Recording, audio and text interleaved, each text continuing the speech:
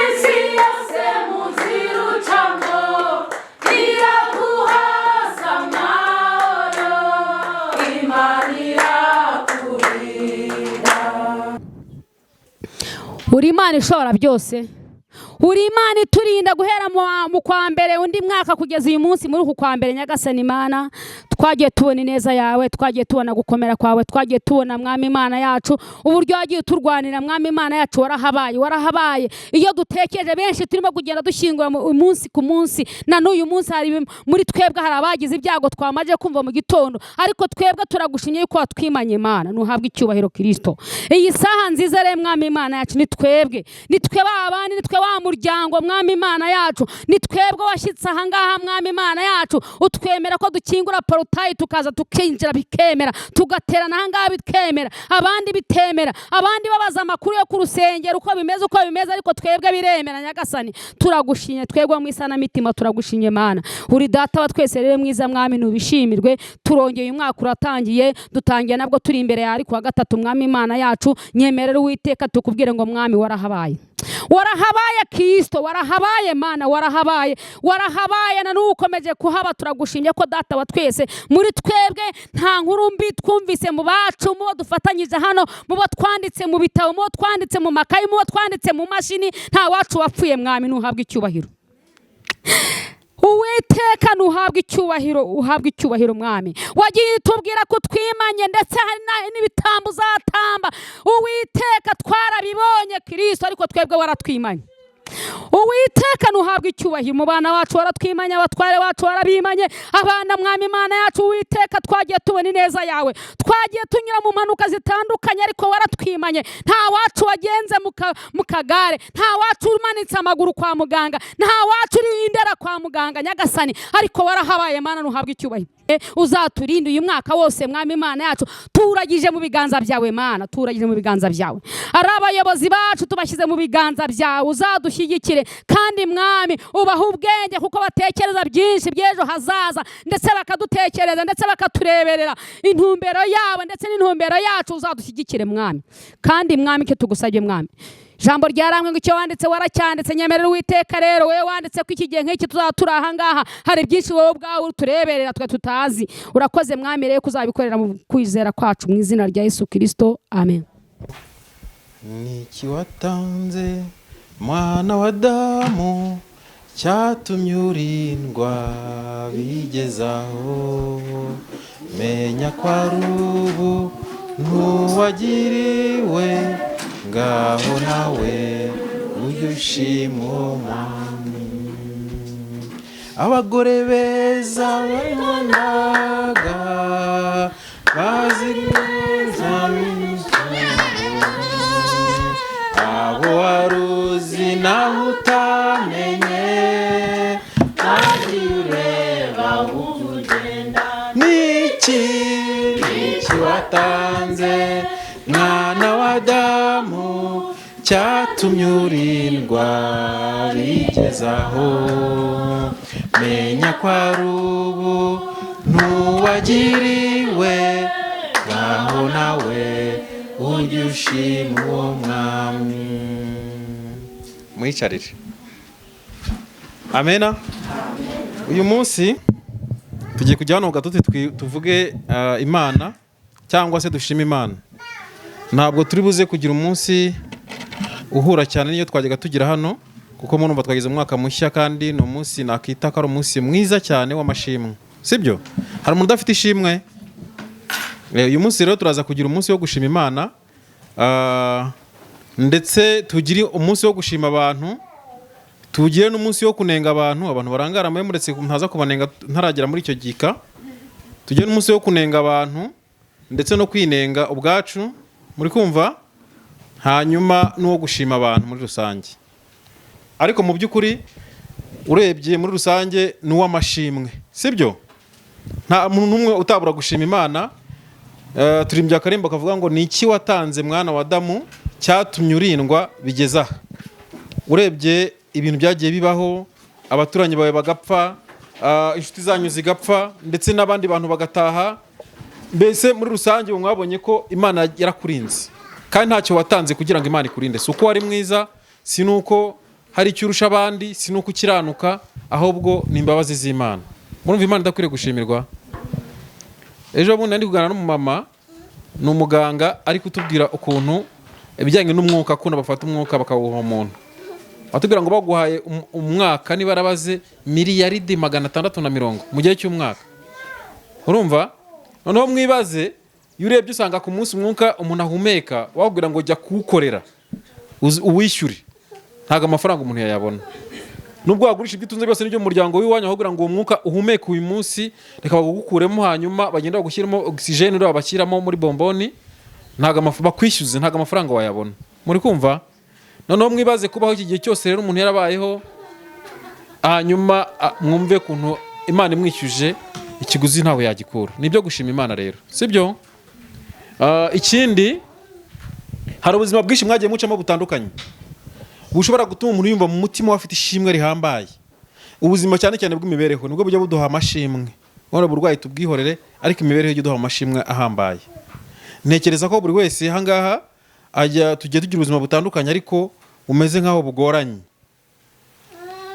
Ndibaza nkanjye nihereho, njya nibaza ukuntu nkodesha inzu bikanyobera. Nkibaza igihe cyose namaze, ubona amafaranga nishyura inzu ava hehe? Ukwezi ugashira ukayabona, kundi ugashira ukayabona, kundi ugashira ukayabona, ariko wanayisuzuma ugasanga nta nakazi ugira kagombye kuba kishyura iyo nzu. Kandi ni nakubaho, ni nakutunza umuryango, wenda ni nakufasha n'abandi bantu, sibyo? Ni ibintu rero biba biri mu bwiru bw'Imana, cyangwa biri mu bushobozi bw'Imana kuko tudashobora kumenya, ariko byo gushimirwa cyangwa byo gushima Imana, sibyo? Rero uyu munsi ni umunsi mwiza w'amashimwe, ndaza guhereza abantu umwanya, abantu bumva bafite ishimwe kabisa ribakomakoma. Ndaza kujya mpereza umuntu umwe iminota 10 wumva arifite aze kuritambutsa, ariko abantu basinziriye mukanguke. Nabwo ko tuza kugira ibihe bitandukanye, ibyo kunenga, ibyo gushima Imana n'ibyo gushima abantu. Rero mbere yuko dutangira nifuje kugira ikintu duhuriraho cy'uyu mwaka. Nifuje ko kuko twenda twakoze cyagiye cyacu cyo gusangira, ariko ndanavuga ngo reka byibuze nzane shokora, akatuntu tw'udushokora tw'utubombo, buri wese agenda agafataho akaryeho yumve twasangiye nyine. Abanyeshuri rega bagomba, niko bimeze. Ubu nta muntu urigora ngazane ace nk'ahantu agura ikigori kijana tugisangire. Kwa kundi bagenda bahungura gutya. Umuhiri murawuzi? Umuhiri murawuzi w'ikigori? Kwa murongo ukomeje gutya. Abantu hango bari gusakuza nkabyumva. Mu mabreze yaje, okay. Ndaje nkunenge mu mabre. Muri kumva? Umuhiri w'ikigori murawureba. Hari ukuntu mwebwe mu rugo iwacu bajyaga bavuga wenda tuvuga guha ikigori, abana nyine bishimanye bagasangira. Ko gutya mwicaye ku murongo, umaga afata umuhiri wese akawuhungura, akawukuraho, undi agakurikira akuraho, undi agakurikira akuraho undi. Wabonaga ari ibintu byiza bishimishije. Ni muri urwo rwego rero navuze ngo uyu munsi wenda ngende ngure bombo cyangwa ngura utuntu turaho ngaho tw'amafuti, ariko basi tudusangire. Twumve twishimye nk'abanyeshuri, nk'abana, abakecuru baryeho, abana baryeho, mwumve nyine ibintu byiza bibereye aho ngaho. Sibyo? Rero turajya tuganira turi kugenda tutuvunguraho. Muze mufashe. Pastor gaburira abana. Murari nari ibintu bisekeje, ariko nagashokora karyoha, nge karandyoheye numva ko kangwa neza, uretse nubwo afata tubiri banza byavamo. Mugabure nyine mukwize, mu mbanza ariko. Oya tubiri da. Yibura tubiri turaza kudukwira ko byasa kose. Uretse afate tubiri. Muri kumva? Ibi urumva ari ibintu nyine biri aho ngaho bisekeje cyangwa bidafite agaciro, ariko mu Kinyarwanda bavuga ngo ubuze ko agira agwa neza. Tugiye kwinjira mu mwanya mwiza wo gushima Imana. Niturangiza turajya mu mwanya wo gushima abantu, niturangiza turajya mu mwanya wo kunenga ndetse no kwinenga. Ikintu cya mbere njyewe ndi bushima Imana ndetse cyane, ndashima Imana ko uyu mwaka wose twatangiye wagenze neza. Siko bimeze? Mwaka wagenze neza cyane mu ruhande rwanyu ndetse no mu ruhande rwanyu bo twagiye tuvugana, nabo nagiye mbona no kuba nta gikuba cyacitse ngo tugire ibyago nk'uko mugenzi wanjye yabivuze muri bagenzi bacu cyangwa mu bantu bamwe mu bo tubana mu isanamitima. Nubwo hari abagize ibyago bagapfusha wenda abana cyangwa abavandimwe cyangwa abagabo, ariko nta wacu wagiye. Sibyo? Nibyo gushima Imana reko tije kubaho, Imana ibishimirwe. Ikindi ndashima Imana ko mu buzima bwose bwo kwiga twagize twabanye n'Imana.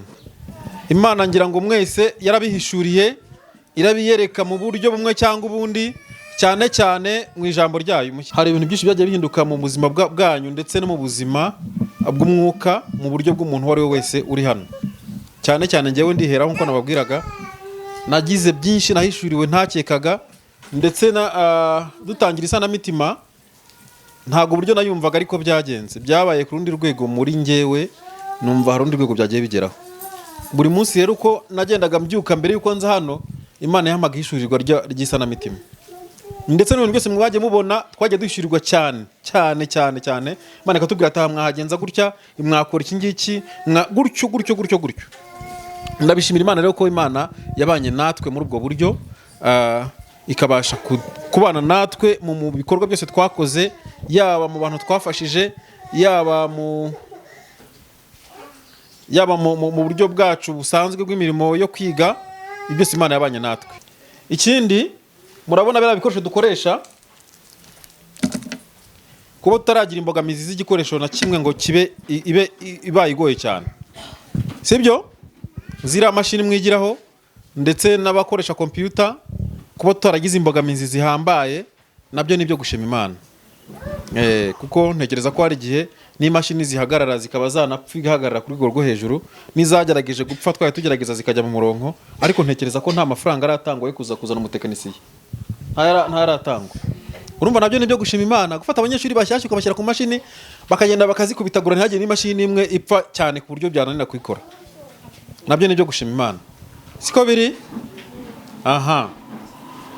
Ikindi ndashimira Imana ko twahuye n'ikigeragezo mo hano gikomeye kiradukomeretsa, ngewe cyane cyane mu rwego rw'abayobozi bigera ku rwego twibaza ngo ariko ubundi ibi ni ibiki. Niba umuntu afite umugambi wo kuvuga ngo reka yitanga agira ikintu gihinduka, hakazamo nimeze nka kidobya, nabyo twabaye nk'abacika intege, ariko ndashima Imana ko Imana yabanye natwe icyo gihe ntitwacika intege, turakomeza. Aho ngaho Imana yagize neza. Ikindi hari uburyo byagiye bigenda wenda ku rwego rwanyu nango mutangira gucika intege, mu buryo bwo gusiba. Abantu barasiba bakajya basiba hakaza bakeya, mu bantu twari dufite 150 tukabona abantu batarenze 30. N'ubu ngubu urabona ko mwasibye, sibyo? Nabyo biri mu bintu byaduciye intege. Umuntu akavuga ngo urumva ko ufite abanyeshuri bagera mu 100 ukatangira ubona 30, biba bibabaje, biba bigaragaza ko ikiri gutanga atari kizima, ko abantu batakishimiye. Nabyo rero byaduciye intege mu rwego rwacu nk'abayobozi, twumva nyine umushinga twawuhindura cyangwa twawujyana ahandi, ariko hamwe n'Imana turakomeza. Kandi noneho ikintu nshimira Imana nuko yatwubatsemo noneho mu buryo buhambaye. Ubu nubwo twagira umunyeshuri umwe ni ishema rikomeye kuri twebwe, nta nubwo tugihabaye ngo tuvuge ngo dushaka benshi baje, ni byiza, ariko 2 cyangwa 3 babikunze ni ibintu bishimishije imitima yacu, ko turashaka guterura abantu tukagira nyine tukazashima Imana tuvuga ngo ubuzima bwawe bwarahindutse kubw'iki Imana yadukoresheje. Rero kugira ngo tujyane benshi bazavangira abandi, twatwara bakeya babishaka. Rero n'uwasibaga n'uwatindaga kuza kwiga akumva ntabishaka, ntabwo mu by'ukuri tugifite kwibaza ngo impamvu ataje ngo bitubabaze biduca intege. Icyo dushaka no kugira ngo dukomezanye n'umuntu umwe cyangwa 2 ariko babikunze. Nigeze mbabwira ikintu turi hirya iriya Gorigota, ndababwira ngo kugira ukora ibintu utabikunze wabyihorera, kuko ubangamira abandi uduca intege, sibyo? Rero ababikunze ndabizi neza bizagenda neza, kandi ndabishimira Imana ko nagiye mbabona bamwe muri mwebwe. Icyo nacyo Imana yumve ko nyishimye ko yagikuyeho muri twebwe nk'inzitizi yari iri muri twe. Ikindi ndashimira Imana uburyo Imana yaduteguriye uburyo bwa ekipe yacu, uburyo bwo gukina cyangwa gukora siporo. Mu by'ukuri iyo mwumva umuntu araje akavuga ngo nk'ubu nkaza cyangwa undi mugenzi wanjye akavuga ngo turashaka kujya dukora siporo, akora twabipanze nyine ngo tujye muri siporo, ntago muri gahunda yacu dukora ikijyanye n'isanamitima twe dupanga ko tuzakora siporo, ntago byari birimo. Ni bya bindi rero byaje muri ryahishyurirwa nababwiraga Imana yakomeje kubana natwe. Ndabizi ko siporo yakoze ibintu bikomeye mu mitima yanyu ndetse no mu mibiri yanyu. Ntago mushobora kubibona ubu ngubu no kubimenya, ariko muzabimenya kandi ntekereza ko kuri bamwe bw'umuntu ngo nashima Imana ku bijyanye na siporo ari byinshi yavuga, sibyo? Ngira ngo mwagiye mubona ko byari mu mugambi w'Imana. Naganiye n'umuyobozi mugenzi wanjye ejo bundi turi kuvuga ukuntu ibintu byose Imana yagiye ibipanga, ikadutegurira ikintu ikakitwinjizamo tukakizana tubona kigoranye cyangwa se kibangamye, ariko tukaza kubona cyari kiri mu mugambi w'Imana 100%. Ndashima n'Imana kuri siporo twakoze irangiza umwaka. Iriya siporo irangiza umwaka ku bantu batarangaye cyangwa se bakurikirana umugambi w'Imana, mwagombye guhita mubona ati bya bintu tubamo burya Imana niyo yabiteguye koko. Muzi ko twavuze mwibaze siporo irangiza umwaka yagombye kuba ari special, siko bimeze? Twayiteguye nk'ahari special, tugeze dusanga Imana yaduteguriye ekipe. Si igitangaza gikomeye? Ibaze kugenda twagombye kuba twayitumiye, tukatumira ekipe tugakina nayo, tukigaragaza, tukanambara n'umwenda utandukanye n'usanzwe twajya twambara. Sanze Imana yaduteguriye imyenda yo kwambara, Imana itegurira ekipe, yewe iranadutsinda cyangwa ishaka kudutsinda, ariko Imana ibona ko muza gukomereka ibicisha muri buriya buryo mwabonye. Ishyira muri forfait ari uko twaranatsinze, sibyo? Kandi noneho n'ikindi mu by'ukuri Imana narayitinya yo irabizi uburyo ndi kuyishimamo kugeza ku rwego bundi mwakinaga iminota 15 cyagiye bwa mbere. Ya myinshi kwa 30. Mwakinnye iminota 90 na irenga. urumva umuntu wagiye mu kibuga arakinaga gutyo cyagombye kuba mwaranituye hasi mukajyana n'ibibazo bikomeye cyangwa se ntimunakina, ariko byose ni ibyo gushima Imana kuko uriya munsi yari yawupanze yanawuteguye neza igira ngo idushimishe, sibyo? Okay, ubwo ndi kugenda mbibutsa kugira ngo namwe murusheho kubyibuka, mwumve kuntu Imana yabanye natwe mu bihe byose twabaye hano. Yego, ikindi ndashima Imana ku barimu dufite hano. Dutangira ibi bintu byacu by'isanamitima twagize abarimu tugirana nabo bazadufasha kwiga ibintu cyane cyane bya kutire. Turavuga duti umuntu azagaza, mbese umuntu nyine tuvuga n'umuntu wo hafi yatubwira ko azadufasha byose kuri finali. Sinzi uko byagenze, na Mabrezi ntabwo tumenye ukuntu byagenze, ariko twasanze iyo tumugira byari kutubangamira. Kumbe Imana yari yaduteguriye undi mwarimu uriya, ndetse na mugenzi we arahari, uwo nguwo uwo yakoraga mu nganda, ariko mumenye ukuntu yaje nawe ntabwo abizi. Kandi abarimu bose tuyo tuganira barambwira bati nibwo buzima, aho kugira tuve mu isanamitima byaba ari ibintu bitabaho, sibyo? Rero murumva ko umugambi w'Imana ni mwiza kuri twebwe, sibyo? Nibyo gushima Imana rero cyane, nabyo bitekerejeho nkareba uburyo byari bigoranye, nabyo ndabishimiraho Imana cyane 100%. Kandi nongere nyishimire ku buryo bw'ivugabutumwa nkuko nabivuze, kuko nabyo byabaye ku rugero nifuzaga aho byagombye kuba biriho. Ikindi ndumva ku muyobozi mugenzi wanjye Mabreze mu buzima bwose twabayemo bwo kuyobora, cyangwa mu buzima bwose twabayemo kuba twaba muri rino tsinda, yambereye muzima mu buryo bwose bushoboka, kuko twaritegura ibintu bikomeye akumva birakomeye ariko ntanci intege, agashyigikira ako kanya akama n'ibitekerezo, mbese nyine tukabona ikintu turakirangije kandi kikagenda neza. Buriya hari urugamba twagiye tunyuramo nk'urwo kujya mu turatuntu dusohora amafaranga twose mwagiye mubona, ni ibintu biba bikomeye. Nta hantu namwe tugera dukora amafaranga, nta na hamwe pe, uretse ko ndaza kugira hamwe nza gushimira umuntu umwe, ariko nta hantu tugira dukora amafaranga yadufasha mu buzima cyangwa mu bintu dukora by'amafaranga hano. Ariko Imana yo mu ijuru sinzi ukuntu bigenza, kabona turayabonye tugapfundikanya, tukabona birabaye, tukabona birarangiye, byaba mu idene byaba bigenze gute, Imana ikabikora bigacamo neza. Rero ndamushimiye ko yagiye aba umuntu unyunganira cyane, amba hafi, ikintu dupanze gukora tukagikora neza kandi kikagenda neza. Hanyuma rero ngiye kwinjira mu mwanya ukomeye wo kunenga. Imana nayishimiye, cyangwa mbanze nshima abantu, kambanze nshima abantu nze kunenga nyuma. Ndashimira cyane cyane cyane cyane umuterankunga dufite umwe, umuterankunga dufite umwe, nta wundi wenda ni umushumba cyangwa se ni umuyobozi wacu, ndamuvuga mu izina n'Isubagabo Felician Bill Gates. Mu by'ukuri yatubaye hafi mu buryo bukomeye cyane, bukomeye mwebwe mudashobora kumva. Buriya abantu mwebwe mwicara aha, ariko ubu ngubu byibuze buri kwezi dukeneye $300,000. Ni amafaranga menshi cyane, kandi ubona ko nka 80% yose ava mu mufuka wiwe, mu buryo bukomeye bunagoranye, no mu buryo bw'akazi ke kahagaze, no mu buryo bw'ibindi bigenda bihagarara, ariko Imana iramushoboza, arayikundira, arayumvira. Mu by'ukuri imbere y'Imana n'imbere yanyu ndamushimiye cyane bifatika, sibyo? Kandi ndatekereza ko ari indirimbo nigeze ndirimba turi hakurya, ndavuga ngo mubikore mubikunze muzagororerwa. Buriya umuntu akora ikintu agikunze kandi akishimiye kigira ingororano. Hari ibintu byinshi twagiye dukora ahangaha bidusaba amafaranga, yaba mu buryo bw'abarimu, yaba mu buryo bundi, yaba no mu buryo bw'ibikoresho, mbese ibintu byose dukenera by'amafaranga akenshi yateye intambwe ya mbere kurusha natwe ubwacu. Mbese agira uruhare runini cyane mu buzima bw'isanamitima, mu buzima bwo kwiga, kugira ngo tube tugeze kuri uru rwego. Rero wenda ntago ndi bubitindeho cyane, ariko Nyagasani wo mu ijuru we arabizi, afite n'icyo yamuteguriye kizaba cyiza kurushaho. Kandi navuga ngo buri wese nifuza ko yagira umutima nk'uwe, cyangwa se yagira umutima nyine ufasha, uko gufasha ni byiza cyane. Umuvandimwe ubwo ndamushimiye, ndasoje. Hanyuma reka nshimire rero umushumba cyangwa se mwarimu Dodosi, Pastor Dodosi, mushimire cyane cyane cyane cyane.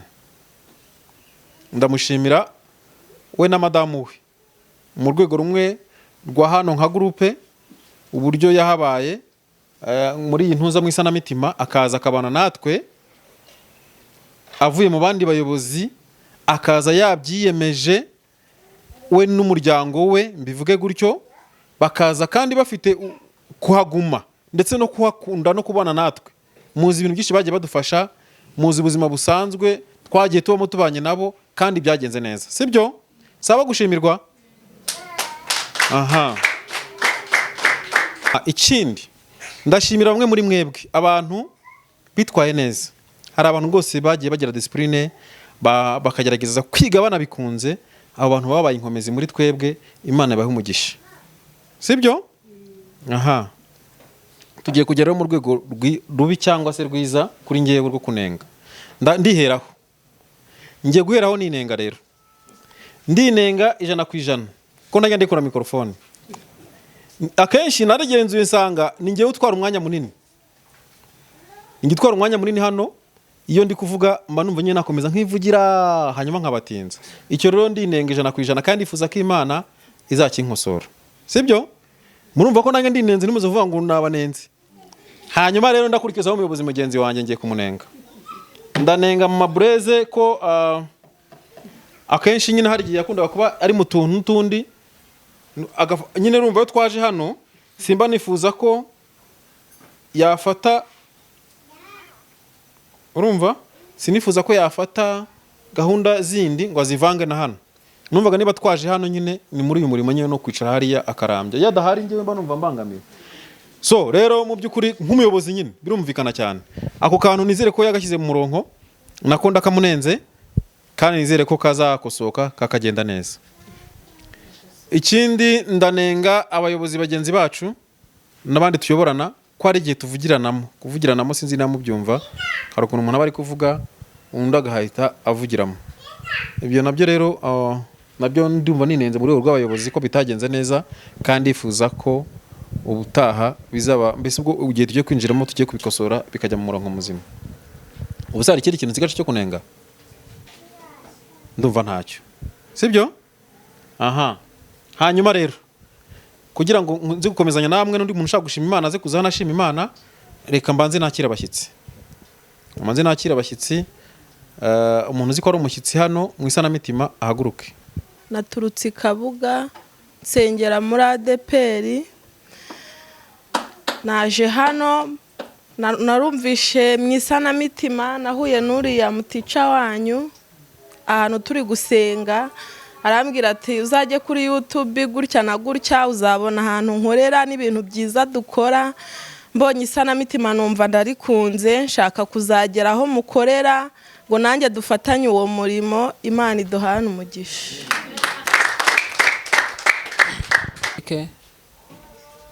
Nkaba nanjye naje kwifatanya namwe mu buryo bwo kwiga. Mama niwe wari wanshishikarize kuza aha hantu, usibye ko hatabonetse nyine ntabwo ahari. Murakoze. Yego, nitwa Gisubizo Benjamin. Nari naje kwifatanya namwe mu buryo bwo kwiga. Ni mama wari wahandangiye ariko ye ntago yaje. Nkaba naturutse aho biti Kami. Nanjye nagiye nkurikirana ibiganiro byanyu kuri YouTube. Biba ngombwa rero ko uyu munsi nanjye naje kwiga. Mba nageze hano mu gitondo ariko nahuye n'utubazo, none mbona bigeze saa 5 ndavuga ariko byanze bikunze ndahagira twifatanye namwe. Murakoze. Ani mfite umutware n'abana babiri. Ku izina ry'umwana nitwa Mama Reye.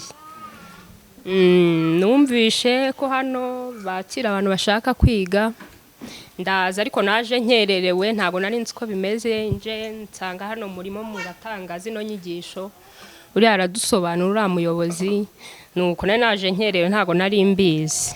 Ubwo rero numva ni byiza, nanjye numva ndabyishimiye. Nubwo nase mpura n'ikibazo cy'uburwayi bw'umwana, sinabona ukuntu nongera kugaruka uyu munsi rero nibwo nongeye gutera intambwe ndagaruka narabyishimiye kandi murakoze kuri izi nyigisho mutugezaho.